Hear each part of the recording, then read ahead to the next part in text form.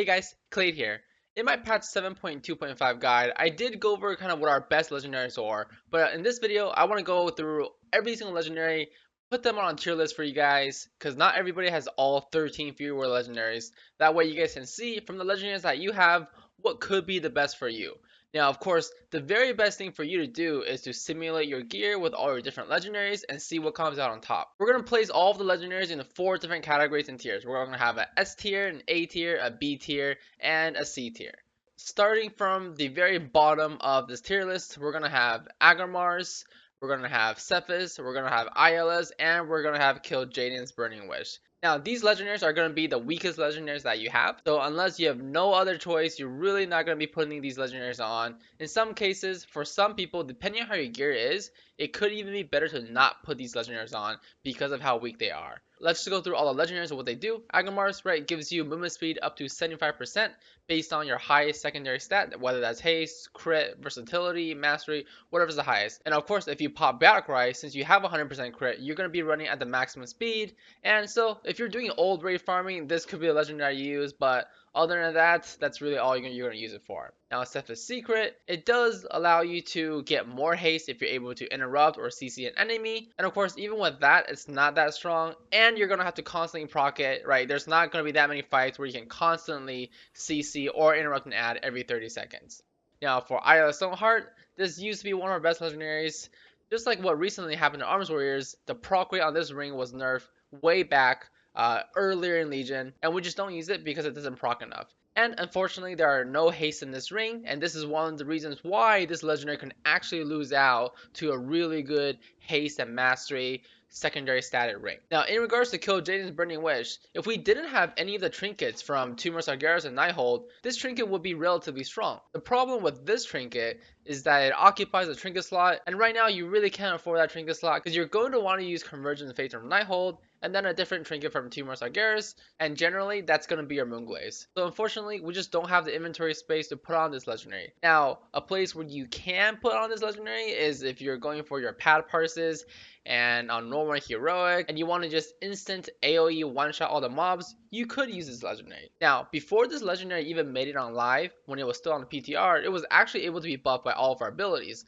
But before the switch from PTR to live version of this trinket, Blizzard nerfed it so none of our buffs currently buff this trinket, with the exception of our artifact ability and rival strength, which increases the crit damage that you do during Battlecry. Now, this trinket always crits when you use it, and whether it's a bug or however you want to call it, this trinket does get buffed by that relic damage. So even if you are using this trinket, you do want to make sure that you're going to be using it during Battlecry, since it is going to gain that boost of damage from your Battlecry relic. But that's all it's going to gain. It's not going to gain Battlecry, right, because it crits. It's not going to gain Avatar, Not Enrage, or Frothing Berserker. Now, moving on to the next tier of legendaries. These tier of legendaries, it's okay if you're using them. Obviously, they're not the best, but you're not really going to be hurting that much if you are able to use these legendaries instead of the tier below it. So in this tier, we have Prideaz, we have Manaroth, Timeless Stratagem to Shoulders, the Crafted Belt, and the Legendary Cloak. Let's go through each of the legendaries that I mentioned. Prideaz, great for progression and gives you a great shield. On some fights, your raid might even ask you to take it. For example, on Sisters of the Moon Mythic, a lot of raiders were wearing Prideazes on our first kill. Now that Blizzard has buffed the amount of secondary stats that this necklace gives us, this neck can actually be an okay legendary for DPS just because of the raw stats that it's able to provide. Now, Manaroth, you heal for 1% max HP for every 10 rage you spend. Of course, Fury Warriors are going to heal the most because we have the most max HP, and we have a way to dump more rage than any other warrior spec, right? We just hit Rampage, and that dumps, 85 to 75. So in a pinch, this legendary can actually heal you for a substantial amount. And of course, the 3 secondary stats that this item has are the best secondary stats that we currently have for Fury Warriors. Now, for Timeless Stratagem, of course, you get 2 additional hero leaps. This is the meme shoulders that you can use if you're doing world quests or old content too. But the stats on these shoulders are really nice in that same thing as the bracers, 3 of the best secondary stats. The only reason that this is slightly weaker than the bracers is because it occupies a tier slot, and of course, we only have 6 tier slots, and we have a lot of legendaries that are good in tier slots. So it definitely does hurt the value of this item that is competing with our shoulder tier slot, which actually has pretty good secondary stats on it. Now, the Crafted Belt is the best legendary in this tier of legendaries. It has great stats, high haste, great amount of mastery, and it gives you 3 sockets for you to socket either haste or mastery, depending on which stat is better for you. All around a great legendary just for the stats alone. And of course, we have what I think a lot of people didn't expect to be down here is the legendary cloak.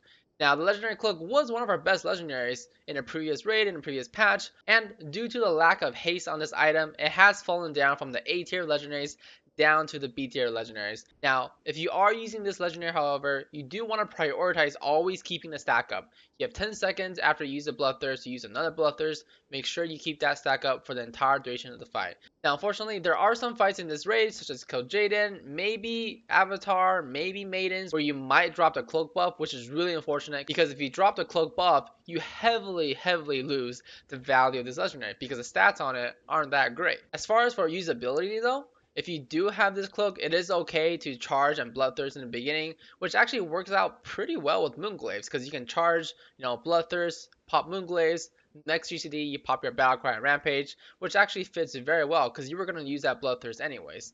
But even with that being said, these legendaries were tested with Moonglaves, and even with Moonglaves and doing that, the cloak still falls short. Now, let's move on to our A tier of legendaries. These legendaries are legendaries that you're definitely going to want to use along with your S tier legendary. Just to give you guys a hint, there's only one legendary in the S tier, so you're gonna really want to wear one of these A tier legendaries in conjunction with the S tier legendaries. So for the A tier legendaries, we have the legendary pants, the legendary massacre ring, and the legendary whirlwind belt. So both of the new legendaries that I added in patch 7.2.5 have made it all the way up here to A tier and replaced a lot of the legendaries that we previously had. The pants are great for rage generation, right? Because your rampage hits 5 times.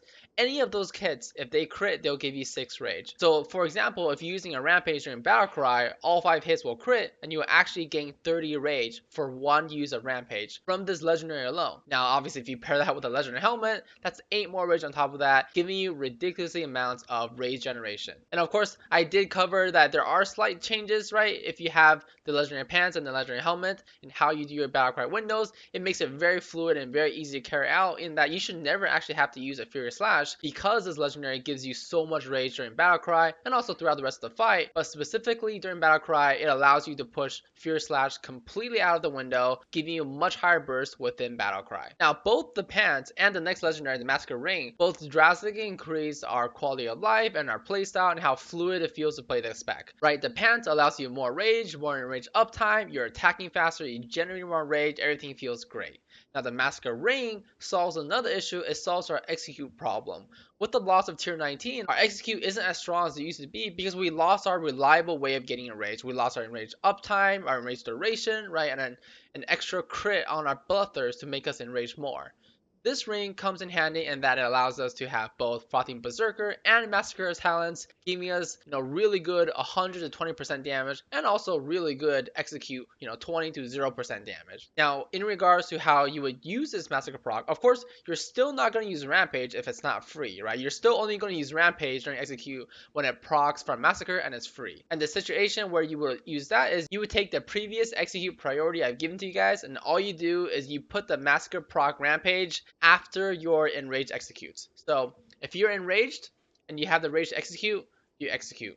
If not, you hit the rampage. And then you follow along with the rest of priority, whatever that ends up being. But generally, as long as you get good procs of Massacre, and sense that, you can actually just supplement your entire rotation with just executes and rampages. Generally, your rotation will look something like, 2 executes. Ideally, one of those will proc Massacre, and then you hit the rampage, and then of course 2 executes, rampage. If you get good enough procs, that can actually carry you to the next Battlecry, in which case the priority in Battlecry is the same as, without this ring, with the exception that instead of Bloodthirst, you're using Rampages because it just does more damage. And in regards to Massacre itself and how it procs, your execute does hit twice. So either of those execute hits, if they crit, it'll give you a Massacre proc. That's why it's okay to use this legendary even though our crit is low, because every time you use execute, you're getting 2 chances to crit. And of course, with your artifact trait, Death Dealer, your crit for executes is increased. And of course, if your Rage of Valajar procs, which you'll proc a lot of Rage of Valajar with this legendary, because in execute phase, you're only hitting executes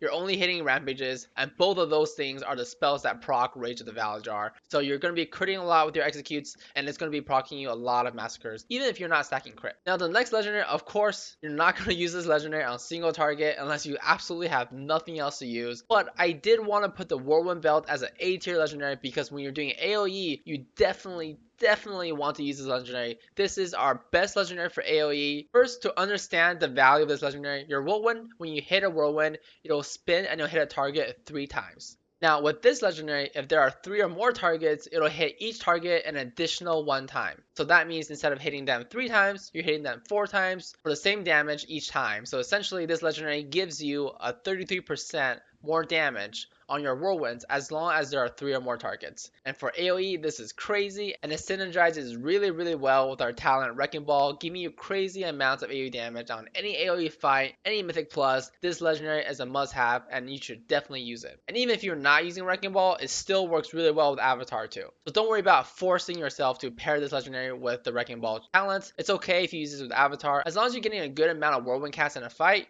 this legendary will give you a really good boost in damage. Of course, now that we've gone through the 12 legendaries, I'm sure you guys would have guessed it by now. Our S tier legendary is of course the legendary helmet. Even though this legendary was nerfed previously from 10 extra rage when we enrage to 8 rage when we enrage, this legendary is still the king of Fury Warrior Legendaries. You want to use this legendary for everything. You want to use it for AoE, single target, execute phase, burst in the beginning, cleave, anything that Fury Warriors do, you want to use this helmet because our spec currently revolves getting enraged and doing as much damage as you can while you're enraged. And of course, every time that you get enraged, you will proc the effects of this helmet. And not only that, this legendary has the best stats that you could ever ask for as a Fury Warrior. You got that haste and you have mastery on it. So with having the best effect and having the best stats, this legendary has everything going for it, and that's why it occupies a spot alone as an S tier trinket by itself. Of course, you guys can take a quick look at these trinket sims that I've ran for these legendaries. Of course, these are just wearing one legendary by itself, and they're not comparing how the legendaries do with each other. For these sims, I just wanted to show you guys the value of the helmet versus the other legendaries. Don't worry about IOS being so high on the list. Of course, with the way that Simulation Craft calculates execute duration in a fight, and any execute related legendary can definitely appear stronger on these sims. And of course, as always, if you guys are gonna sim anything, sim these legendaries with your own gear. And just for you guys to help you guys sim, I know this is hard for people to find out, but here on my screen, you guys can see the Simulation Craft input for the crafted belt. I know some people have questions,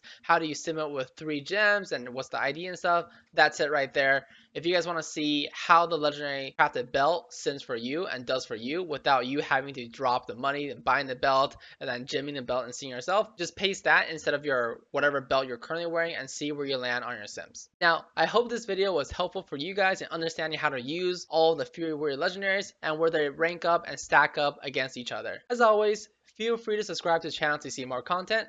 See ya!